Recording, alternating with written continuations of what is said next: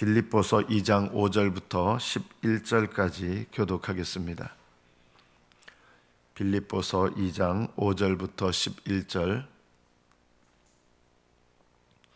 5절부터 교독합니다. 너희 안에 이 마음을 품으라. 곧 그리스도 예수의 마음이니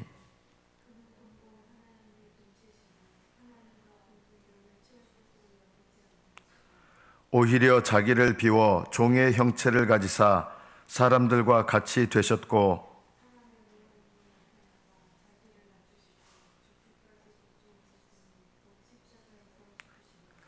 이러므로 하나님이 그를 지극히 높여 모든 이름 위에 뛰어난 이름을 주사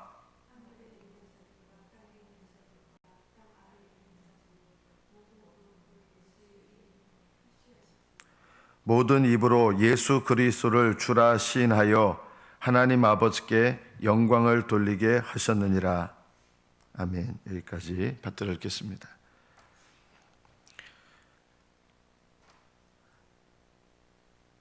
예수님의 마음을 품으라고 하셨는데 어떤 마음일까요? 6절부터 예수님께서 하신 일들을 통해서 우리에게 예수님의 마음을 품으라고 말씀하십니다. 6절에 보면 그는 근본 하나님의 본체시나 하나님과 동등됨을 취할 것으로 여기지 아니하셨다. 이것을 통해서 우리에게 어떤 예수님의 마음을 배우라고 하시는 걸까요? 근본 하나님의 본체라는 말은 정확한 표현은 아니지만 좀 이해하기 쉽다 그러면은 근본 하나님의 본체라는 말은 하나님 아버지와 동일한 모든 신적인 속성을 소유하고 계시다 이 뜻입니다. 다른 말로 말하면 하나님 아버지와 모든 면에 있어서 동등하시다는 것입니다. 하나님 아버지께서 전지전능하시다면 예수님도 동일하게 전지전능하십니다. 하나님은 영원하신 분이십니다. 예수님도 동일하게 영원하신 분이십니다. 하나님은 거룩하신 분이십니다. 예수님도 동일하게 거룩하신 분이십니다.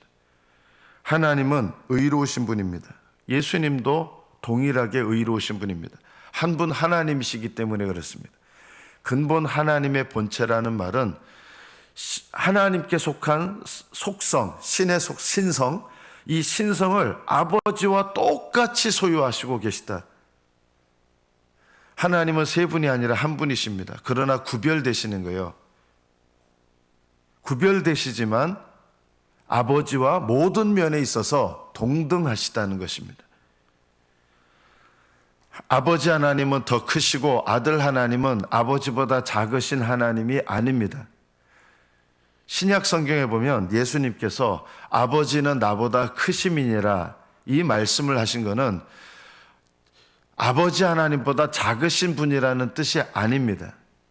예수님께서 우리의 구원을 이루시기 위해서 자기를 낮추셔서 아버지는 나보다 크시다고 하는 것이지 하나님의 아들은 아버지와 완전히 모든 일에 있어서 영광과 능력과 모든 것에 동등하신 것입니다.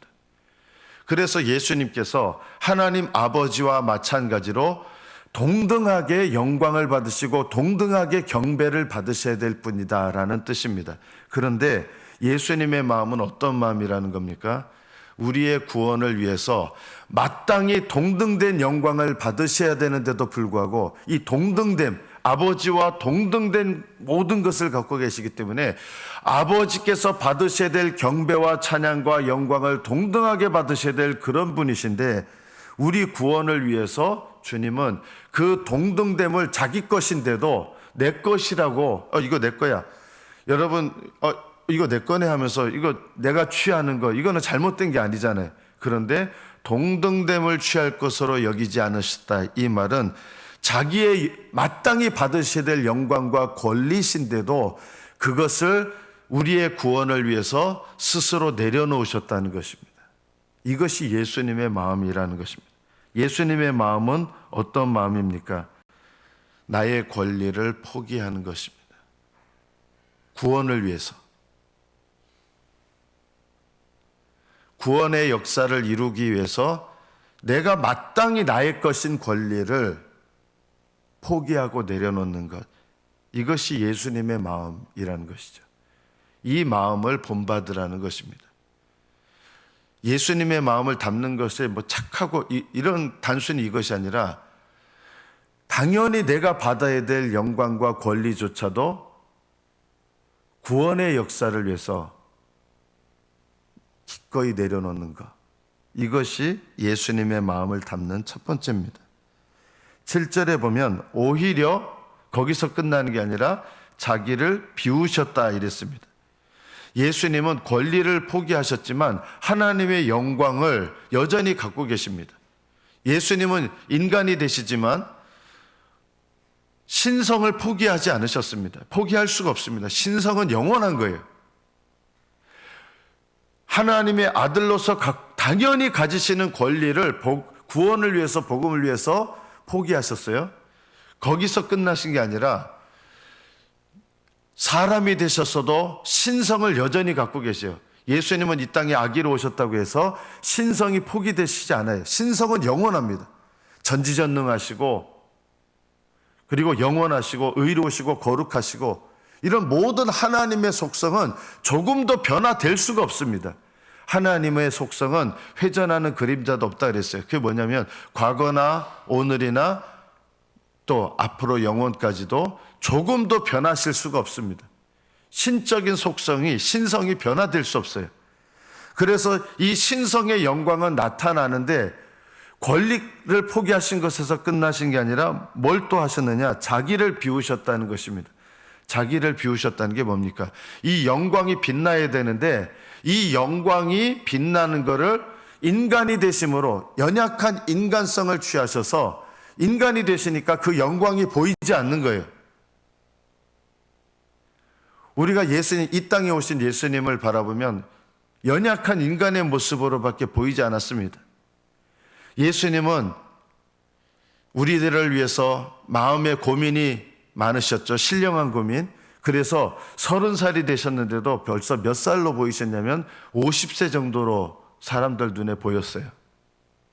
예수님은 인간의 이 모습 때문에 자신의 영광이 가려지게 허용하셨습니다. 이게 자기를 비웠다는 뜻입니다. 내 영광이 가리워지는 겁니다. 이 예수님의 마음을 본받으라. 이게 무슨 말입니까? 여러분이 뭔가를 열심히 하면 영광이 나타나거든요. 우리가 사실 제일 기분 나빠하는 것 중에가 뭡니까?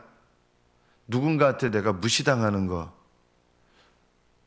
여러분 재산을 잃고 뭐 손해보는 거는 그런 거는 좀 견뎌낼 수 있는데 내가 남들한테 별것 아닌 사람처럼 취급받는 거, 여러분 그런 취급받으면 이거 못 견디잖아요. 부부간에도요, 남편이나 아내가 나를 동등하게 대해주지 않고 아주 나를 비천하게 대하면 그거 못 참잖아요. 직장 생활 하실 때 보세요. 만약에 여러분 직장 생활하는데 내가 윗상사인데 부하 직원이 나를 윗상사로 대우를 안 해요. 못 견디잖아요, 여러분, 우리가. 근데 예수님께서는 하나님이신데, 신성을 가지신 하나님이신데, 하나님 취급을 받는 게 아니라, 대우를 받는 게 아니라, 인간 취급을 받는 거예요. 자기를 비우셨다는 말이, 마땅히 하나님, 이 땅에 인간으로 오셨어도 그분은 하나님 아들이시거든요. 그런데 하나님 아들로서 대우받지 못하셨어요. 예수님의 마음은 어떤 마음이에요? 그것을 개의치 않으셨다는 거예요.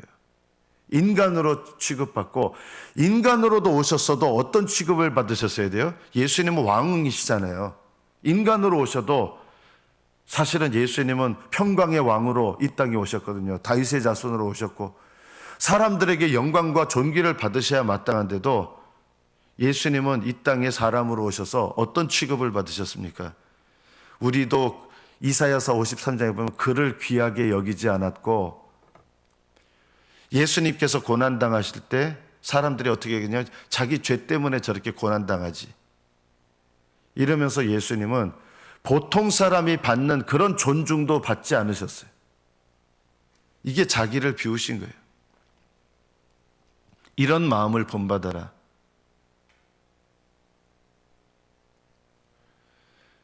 여러분, 이제 여기 나중에 자녀들이 결혼하게 될 거예요. 거의 대부분 여성분들, 남성분들도 계시지만, 내가 시어머니인데 며느리한테 시어머니 취급을 못 받아요. 우습게 여겨요, 날려. 어떤 마음이 듭니까? 내가 부모인데 아들이 부모 취급을 안 해요. 내가 시어머니인데 며느리가 날 인정을 안 하고 어머니 취급 안 해요. 어떤 마음 듭니까? 죽고 싶죠. 예수님은요, 하나님 아들로서의 대우를 받으신 게 아니라 그게 마땅한 건데도 우리는 그분을 알아보지 못하고 천하게 취급했습니다.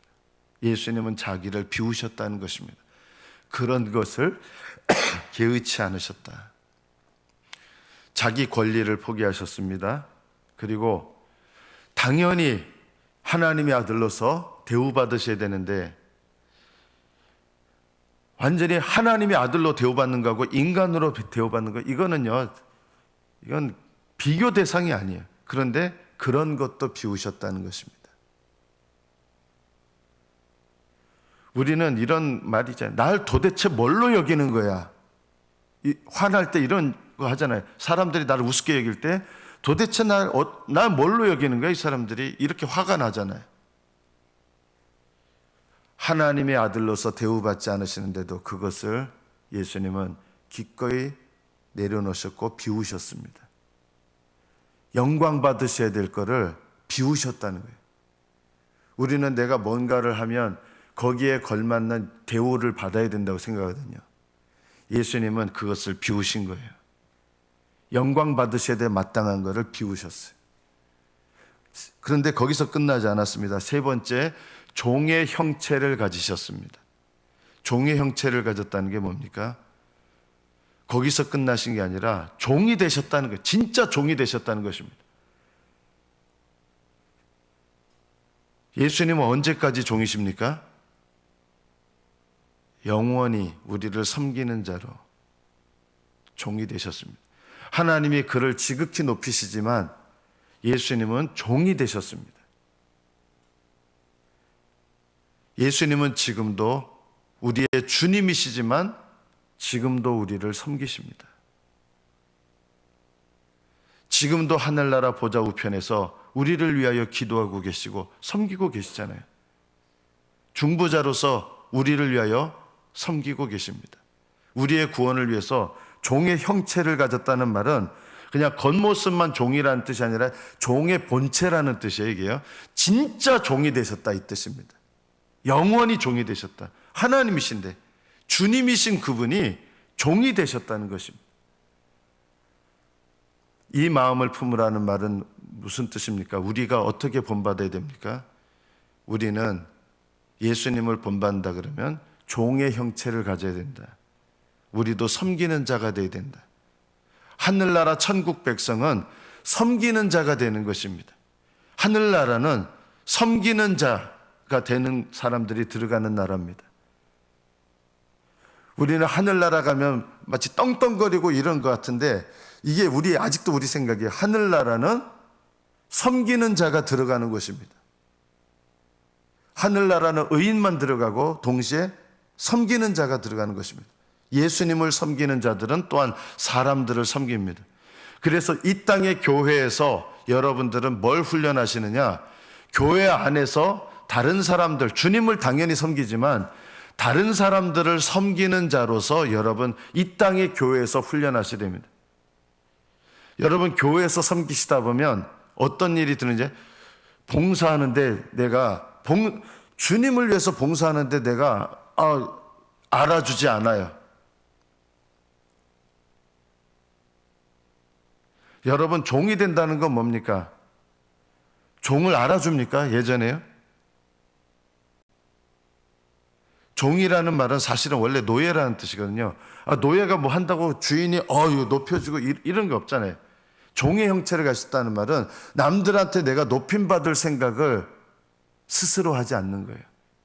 오히려 섬기는 자가 되는 거예요. 섬기는 자가 된다는 말은 내가 그 사람을 위하여 섬기면서 그 사람한테 대우받을 거를 기대하지 않는 거예요.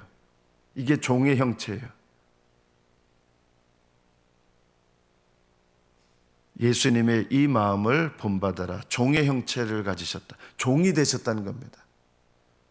종으로서 섬겨서 뭐 대우받으려고 하신 게 아니라 순수하게 종이 되셔서 섬기셨다. 예수님은 권리를 포기하셨습니다.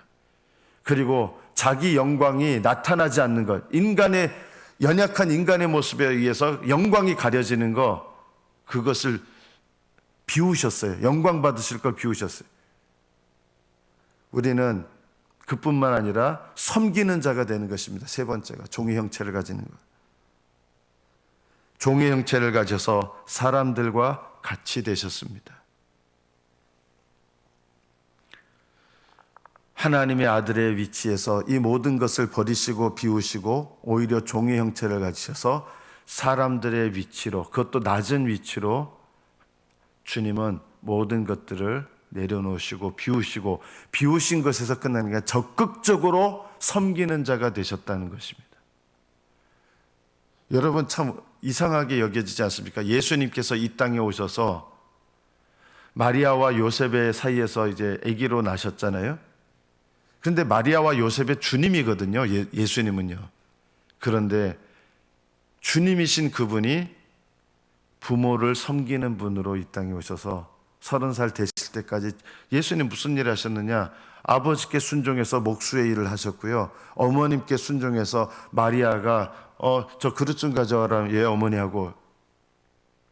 이게 보통 가정에서는 당연한 일이지만요. 예수님은 부모의 아들로서 태어나셔서 부모님을 그렇게 자녀로서도 섬기셨어요.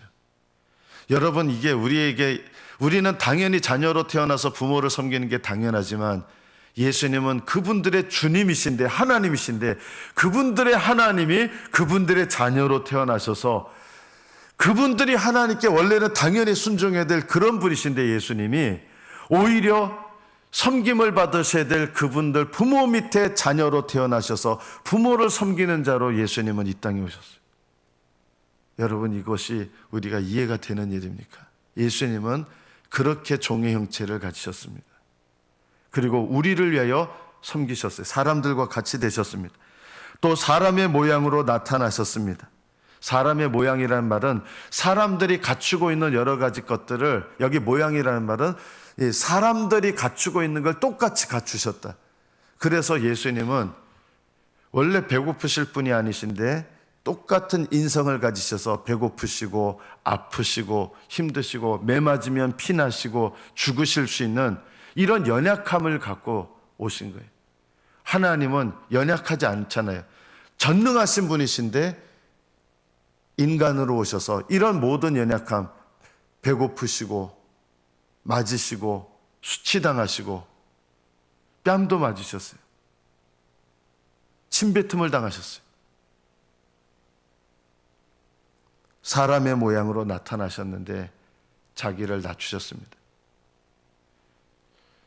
예수님은 사람으로 오셨지만 하나님의 마음을 안 갖고 계셨을까요?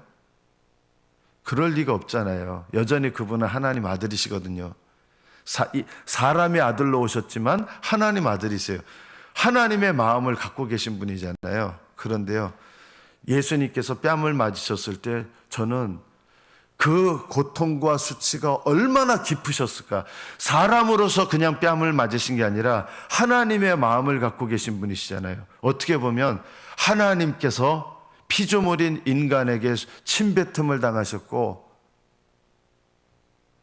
저는 아직까지도 선생님들한테 예전에 얻어맞은 거는 뭐 상처가 그렇게 안 나요. 뭐 기억도 잘 안 나요. 예전 선생님들 많이 때렸잖아요, 수업 시간에.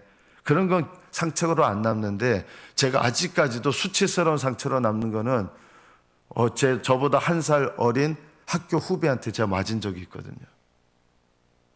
그거는요, 잊혀지지가 않아요.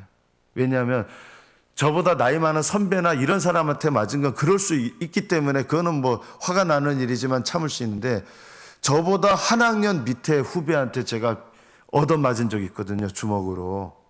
근데 그거에 대해서 대항할 수 있는, 걔가 요즘 말로 말하면 애들 통에 해당하는, 싸움 제일 잘하는 애였어요. 근데 그게 너무너무 수치스러웠어요. 한 살 밑에 후배한테 맞은 것도 그렇게 수치스러운데, 하나님이신 그분이 여전히 하나님의 마음을 갖고 계시는데 침뱉음을 당하시고 조롱을 당하시고 사람에게 채찍질 당하시고 아무 죄도 없으신 그분이 이런 고난과 비웃음과 천대함을 당하셨는데, 예수님께서 왜 그렇게 하셨느냐? 우리가 다른 사람을 조롱하고 다른 사람을 비웃는 이런 죄를 담당하셨기 때문에 예수님은 우리 죄 때문에 수치를 당하신 거예요. 기꺼이요. 자기를 낮추셨어요. 그런데 그분은 하나님의 마음이 없으신 분이냐? 그게 아니라 여전히 하나님의 마음을 갖고 계신 분이신데도 우리의 죄를 담당하시고, 그런 수치와 모욕, 우리가 남들한테 가한 수치와 모욕, 이런 것 죄들이 얼마나 많아요. 비웃고 조롱하고 이런 죄를 담당하셔서 예수님은 우리를 대신하여 그 수치를 하나님의 아들로서 당하신 거예요. 그냥 인간으로서 당하신 게 아니라요, 하나님의 아들로서 그 조롱과 수치와 멸시를 당하신 거예요. 그게 얼마나 고통스러우실까요? 그것뿐만 아니에요. 십자가에서 우리의 모든 죄를 담당하시고 죽기까지 복종하셨습니다. 죽기까지. 그래야 우리의 모든 죄를 속죄하시기 때문에. 얼마나 이 땅에서 여러분 고통당하신 것은 예수님 참으셨어요. 그런데 그것보다 더 고통스러운 게 뭔지 아십니까? 십자가에서 죽기까지 복종하셨는데 어떻게 복종하세요? 아버지께로부터 끊어지는 고통을 당합니다. 왜냐하면 우리 죄 때문에 십자가 위에서, 그전에는 예수님께서 아무리 수치를 당하셔도 아버지와 함께 하셨어요.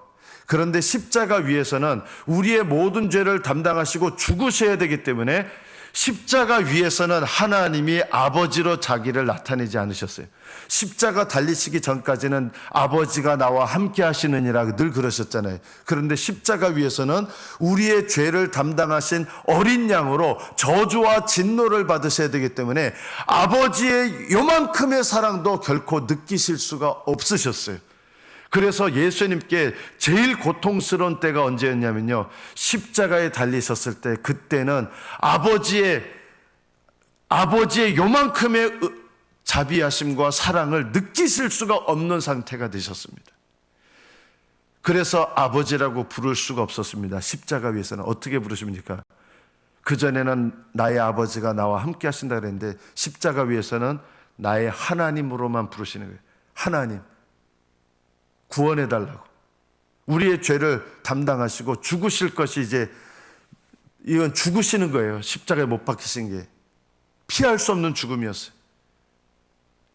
예수님은 이 십자가를 너무 두려워하셨습니다. 고통스러워하셨습니다. 예수님은 십자가에 달리시는 거 너무 힘들어 하셨습니다. 육체의 고통뿐만이 아니라 아버지의 친밀하심을 더 이상 경험할 수 없기 때문에 십자가 위에서.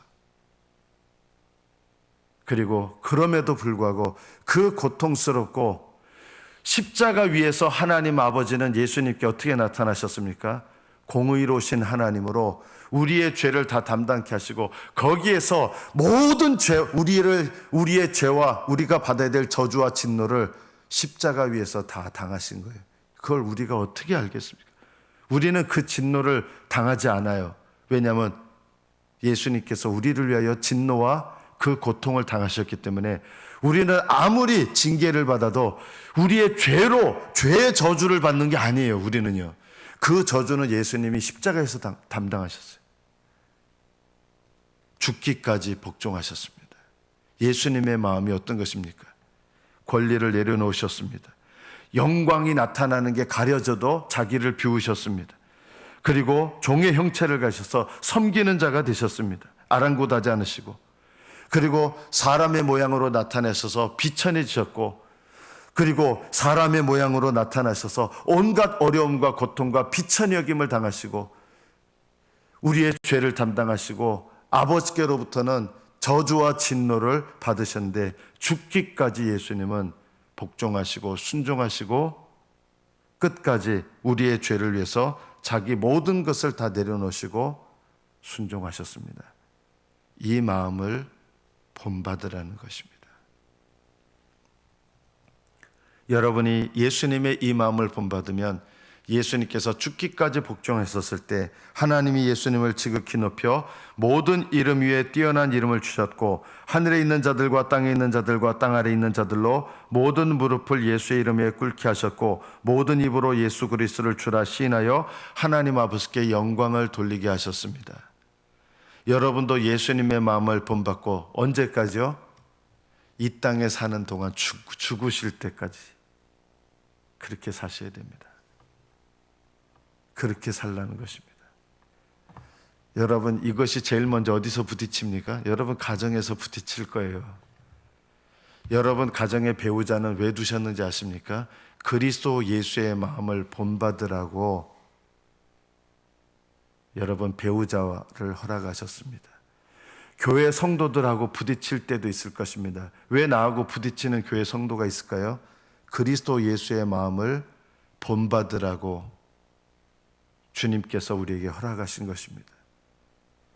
왜 자녀들하고 부딪힐까요? 그리스도 예수의 마음을 본받으라는 것입니다. 여러분 친척들과 왜 부딪히는 일들이 일어날까요?